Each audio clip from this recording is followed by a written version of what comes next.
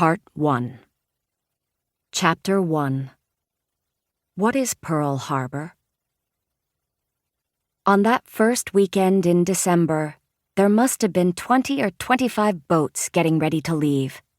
I had just turned 7. I remember it was Sunday because I was out of school, which meant I could go down to the wharf and watch. In those days, 1941, there was no smog around Long Beach. The water was clean, the sky a sharp Sunday blue, with all the engines of that white sardine fleet puttering up into it, and a lot of yelling, especially around Papa's boat. Papa loved to give orders. He had attended military school in Japan until the age of 17, and part of him never got over that. My oldest brothers, Bill and Woody, were his crew.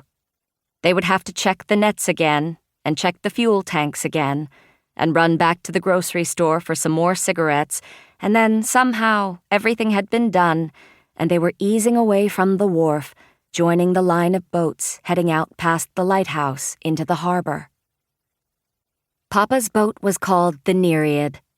Long, white, low-slung, with a 4-deck wheel cabin. He had another smaller boat called the Waka, a short version of our name, which he kept in Santa Monica, where we lived. But the Nereid was his pride. It was worth about $25,000 before the war, and the way he stood in the cabin steering toward the open water, you would think the whole fleet was under his command. Papa had a mustache then. He wore knee-high rubber boots, a rust-colored turtleneck Mama had knitted him, and a black skipper's hat. He liked to hear himself called Skipper. Through one of the big canneries, he had made a deal to pay for the Nereid with percentages of each catch, and he was anxious to get it paid off. He didn't much like working for someone else if he could help it. A lot of fishermen around San Pedro Harbor had similar contracts with the canneries. In typical Japanese fashion, they all wanted to be independent commercial fishermen, yet they almost always fished together.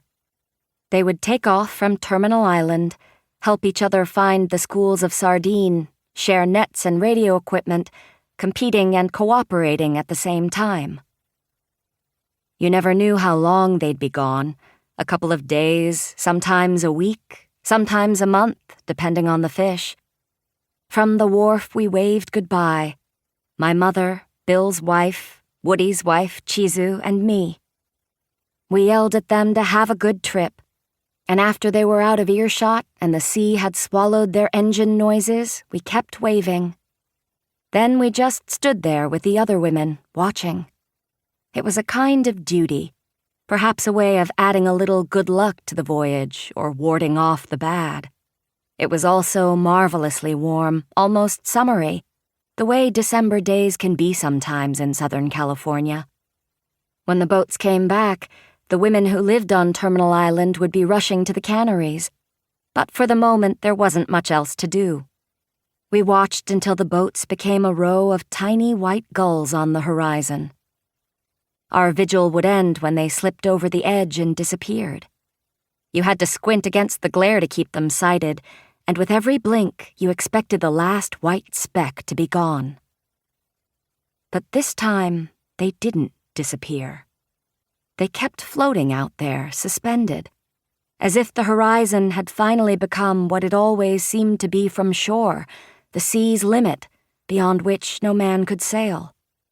They floated a while, then they began to grow, tiny gulls becoming boats again, a white armada cruising toward us. "They're coming back," my mother said. "Why would they be coming back?" Chizu said. "Something with the engine? Maybe somebody got hurt." "But they wouldn't all come back," Mama said, bewildered. Another woman said, "Maybe there's a storm coming." They all glanced at the sky, scanning the unmarred horizon. Mama shook her head. There was no explanation. No one had ever seen anything like this before. We watched and waited, and when the boats were still about half a mile off the lighthouse, a fellow from the cannery came running down to the wharf shouting that the Japanese had just bombed Pearl Harbor. Chizu said to Mama, "What does he mean? What is Pearl Harbor?" Mama yelled at him, "What is Pearl Harbor?" But he was running along the docks, like Paul Revere bringing the news, and didn't have time to explain. That night, Papa burned the flag he had brought with him from Hiroshima 35 years earlier. It was such a beautiful piece of material, I couldn't believe he was doing that. He burned a lot of papers, too, documents, anything that might suggest he still had some connection with Japan. These precautions didn't do him much good. He was not only an alien, he held a commercial fishing license, and in the early days of the war, the FBI was picking up all such men, for fear they were somehow making contact with enemy ships off the coast. Papa himself knew it would only be a matter of time. They got him 2 weeks later, when we were staying overnight at Woody's place on Terminal Island. 500 Japanese families lived there then, and FBI deputies had been questioning everyone, ransacking houses for anything that could conceivably be used for signaling planes or ships, or that indicated loyalty to the Emperor. Most of the houses had radios with a shortwave band and a high aerial on the roof so that wives could make contact with the fishing boats during these long cruises. To the FBI, every radio owner was a potential saboteur. The confiscators were often deputies sworn in hastily during the turbulent days right after Pearl Harbor, and these men seemed to be acting out of the general panic, seeing sinister possibilities in the most ordinary household items: flashlights, kitchen knives, cameras, lanterns, toy swords.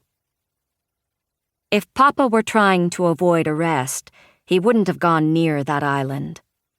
But I think he knew it was futile to hide out or resist. The next morning, 2 FBI men in fedora hats and trench coats, like out of a 30s movie, knocked on Woody's door, and when they left, Papa was between them. He didn't struggle. There was no point to it. He had become a man without a country. The land of his birth was at war with America, yet after 35 years here, he was still prevented by law from becoming an American citizen. He was suddenly a man with no rights who looked exactly like the enemy. About all he had left at this point was his tremendous dignity. He was tall for a Japanese man, nearly 6 feet, lean and hard and healthy-skinned from the sea. He was over 50. 10 children and a lot of hard luck had worn him down, had worn away most of the arrogance he came to this country with. But he still had dignity, and he would not let those deputies push him out the door. He led them. Mama knew they were taking all the alien men first to an interrogation center right there on the island.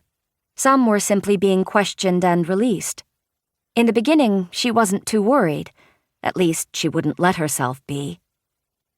But it grew dark, and he wasn't back. Another day went by, and we still had heard nothing. Then word came that he had been taken into custody and shipped out. Where to, or for how long? No one knew. All my brother's attempts to find out were fruitless. What had they charged him with? We didn't know that either, until an article appeared the next day in the Santa Monica paper saying he had been arrested for delivering oil to Japanese submarines offshore. My mother began to weep. It seems now that she wept for days. She was a small, plump woman who laughed easily and cried easily, but I had never seen her cry like this. I couldn't understand it. I remember clinging to her legs, wondering why everyone was crying. This was the beginning of a terrible, frantic time for all my family. But I myself didn't cry about Papa, or have any inkling of what was wrenching Mama's heart until the next time I saw him, almost a year later.